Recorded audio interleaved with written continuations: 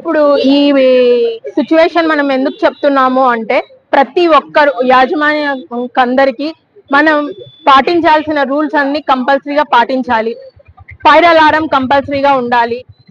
Safety measures అన్ని కంపల్సరీగా పాటించాలి. FDDS సిస్టమ్ కంపల్సరీ ఉండాలి. అంటే ఇది ప్యాసింజర్ దీంట్లో అలారం అండి FDDS అంటే.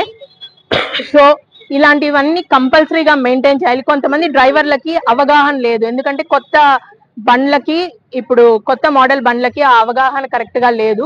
సో ఆ పరిస్థితిని మనం ఎదుర్కొనాలంటే మనం వాళ్ళకి ఆ గైడెన్స్ ఇవ్వాలి. తెలిసిన వాళ్ళకి ఆ అప్డేటింగ్ ఇస్తున్నారు. ఇప్పుడు యాక్చువల్లీ మనకు డ్రైవింగ్ లైసెన్స్ రెన్యువల్ చేయాలంటే కూడా 100% ఒక డే మొత్తం కోచింగ్ తీసుకోవాలి.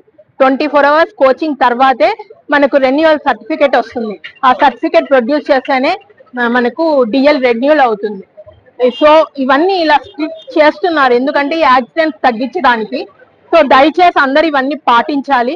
ఇవి పాటించని పరిస్థితి ఉంటే 100% వెహికల్స్ సీజ్ చేయాలని చెప్పి మాకు ఆర్డర్ ఉందండి. ఇది 100% జరుగుతుంది. ఆల్రెడీ మొన్న ఒక బండి సీజ్ అయింది, ఇప్పుడు ఇది 3వ రోజు ఇంకో బండి ఇప్పుడు సీజ్ అవుతోంది.